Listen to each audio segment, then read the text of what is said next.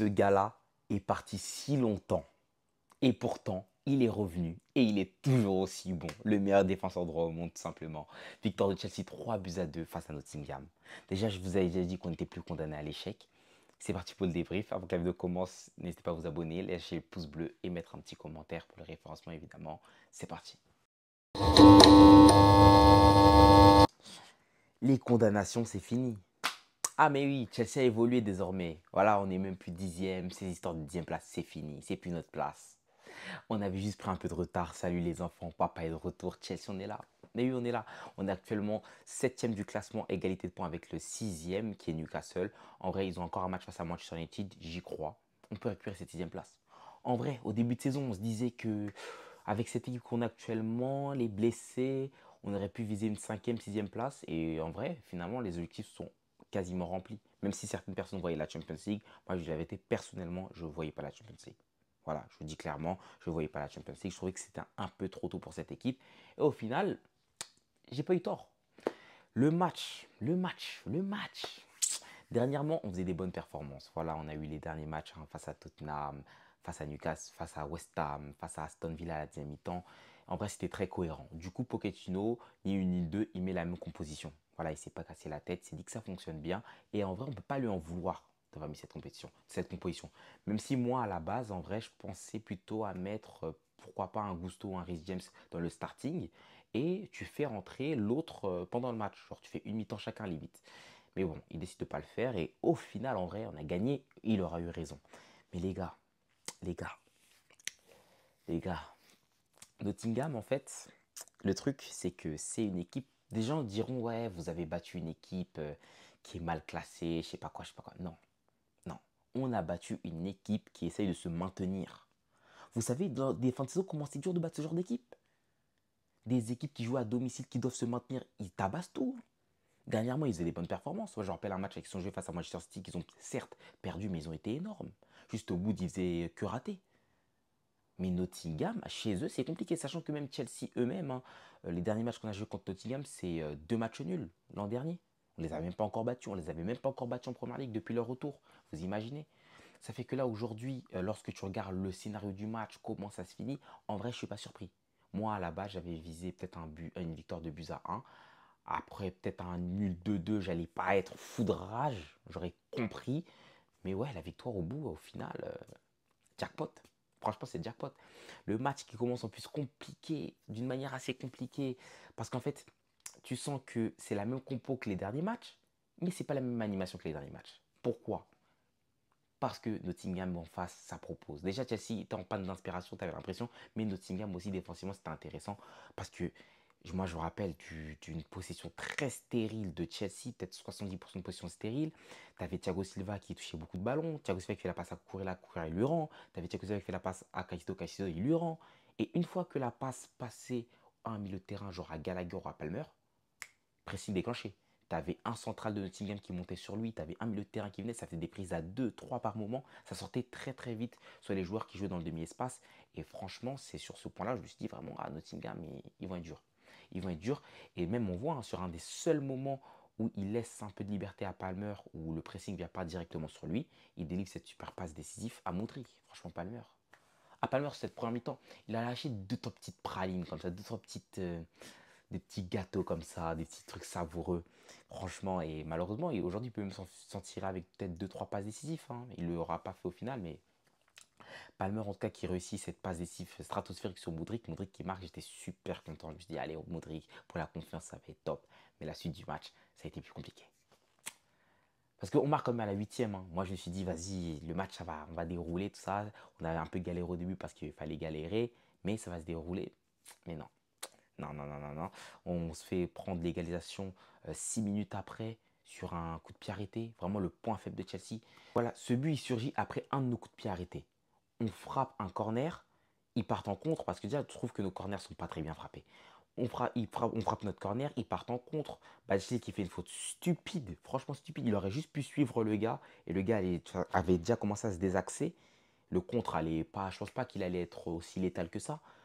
Bajcetic qui fait la faute, il y a un coup franc, on prend le coup franc derrière parce que déjà je trouve que sur l'expérimenté, C'est difficile Chelsea cette saison. En plus, tu contre une équipe de Nottingham qui a des profils assez intéressants pour les duels aériens. Voilà, les joueurs, il faut que dunker sur nos joueurs.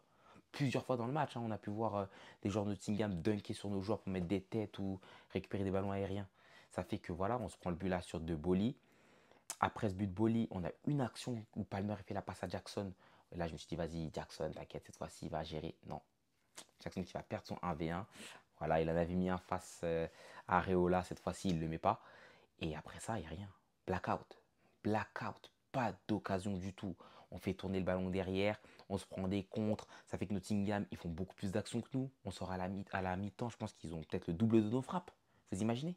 Or que c'est nous qui avons les 70% de possession. Une possession vraiment stérile. Et franchement, moi, ça me faisait chier. Parce que habituellement, à gauche, il y avait des petits trucs intéressants avec le fait que Kourela revenait. Mais là, cette fois-ci, non. Ils étaient bien cernés. Franchement, les milieux de terrain étaient bien cernés. Madueke qui je trouvais un peu trop axial. Voilà. Il n'avait pas touché beaucoup de ballons. Du coup, tu sentais qu'il voulait en toucher. Du coup, il venait pas mal dans l'axe. C'était pas pertinent. Sachant que tu sais que tu n'as pas de défense au droit pour dédoubler sur toi. Mais, mais malgré cette première mi-temps, voilà, on revient quand même avec un but partout. Après ça, on revient de la pause. Et franchement, on a eu 10 minutes pénibles. Pénibles. Nottingham, il cumulait les occasions. On n'arrivait pas à s'en sortir. Il y a des poteaux, tête de Gibbs White, si je ne me trompe pas. L'action de Wood, il frappe au-dessus aussi, sur la même action. La frappe du milieu de terrain, là, ça frappe le poteau extérieur de Petrovic. Mais franchement, on s'est fait bouger. On s'est fait bouger par cette équipe de Nottingham. Ça se voyait qu'ils ne voulaient pas se faire reléguer. Franchement, ils ne voulaient pas abandonner, ils ne voulaient pas se faire reléguer. Et en vrai, ils avaient leur carte à jouer parce que Chelsea n'était pas impressionnant. On gardait la balle pour rien. Eux, ils jouaient leur contre, ils les jouaient bien. Et ils arrivent dans une deuxième mi-temps où ils ont plus la dalle que nous. Ouais, ils ont commencé à nous bouffer. Jusqu'à ce que Pochettino, cette fois-ci, franchement, les changements parfaits. Il fait rentrer, si je ne me trompe pas, Coucou à ce moment-là et Malo Gusto. Ou peut-être c'est Sterling. Non, je ne me rappelle pas. Coucou et Malo Gusto, si je ne me trompe pas. Je ne me rappelle plus exactement lorsque Sterling rentre. Mais en tout cas, les changements ont été plus que payants parce que quasiment tous les entrants ont été performants. Du coup, on se retrouve avec une défense à deux, des latéraux qui montent assez haut. Ça fait que voilà, on essaie de pousser, on essaie de créer quelque chose. Et franchement, à partir de ce moment-là, vers la 60e, on commence à proposer du football. On propose du football. Là, je retrouve le Chelsea que je connaissais, le Chelsea des derniers matchs. Palmer qui frappe sur une de ses premières touches dans la surface de réparation, si je ne me trompe pas. C'est en deuxième mi-temps. Pour vous dire à quel point à la base, il était loin des cages. On commence à faire des choses. En plus, c'était sur une super passe de Caicedo. Tu vois finalement Chelsea essaie de pousser, mais derrière, tu vois qu'il y a des espaces. Voilà, plus d'une fois, on voit Nottingham partir en contre, ça mène à rien, ça mène à rien. Mais au final, Hudson Odoi, il finit par punir sur un des contres, il vient fixer, il marque. Il fait ça spécial parce que je sais que dernièrement, il fait que planter ce genre de but. À l'académie aussi, il me semblait qu'il mettait pas mal de buts comme ça, mais ça, c'est vraiment sa spéciale. Si Robben a une spéciale, bah, Hudson Odoi aussi, il a sa spéciale. Quand il rentre intérieur, il enroule au deuxième poteau. Malgré ça, j'étais confiant.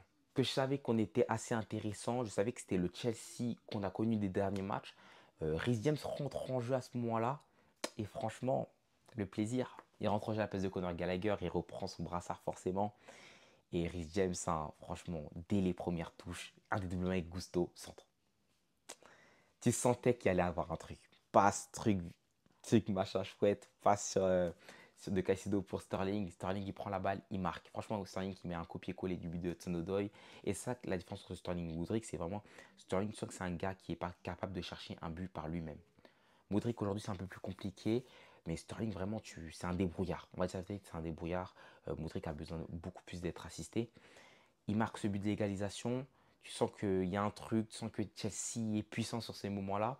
Il y a beaucoup d'espace dans la défense de Nottingham, énormément. En plus, ils ont du mal à gérer les doublements entre Gusto et Reece James qui jouent sur le même couloir. Franchement, ça, c'était incroyable. Et le but vient de là. Franchement, en 4 minutes, Reece James est rentré. En 4 minutes, il renverse le match. Transversal de Caicedo pour Reece James en une touche. Magnifique la passe d'ailleurs. Centre de Reece James en une touche. Tête de Jackson, deuxième poteau. Et Jackson qui vient célébrer avec les supporters, incroyable. Incroyable. D'ailleurs, Jackson qui n'a même pas fait un gros match. Hein. Jackson, franchement, aujourd'hui, c'était pas bon. Franchement, vraiment pas bon, mis à part le but et la célébration qui vient effacer le match parce qu'on a gagné.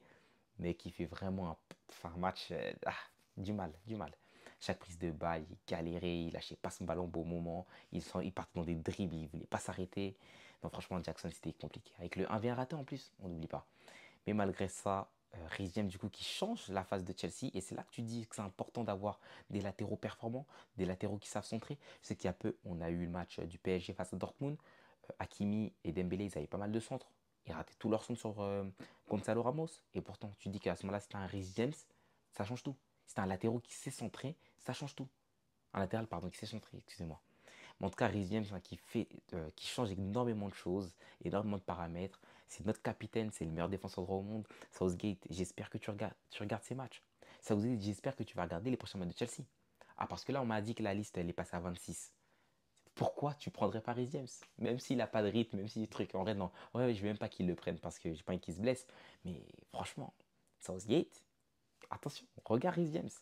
En tout cas, le retour Tony Truant, le capitaine qui vient tout changer. Franchement, l'histoire est belle et magnifique. Il revient après 1000 ans de blessures. J'espère que ça va être fini, cette histoire de blessures.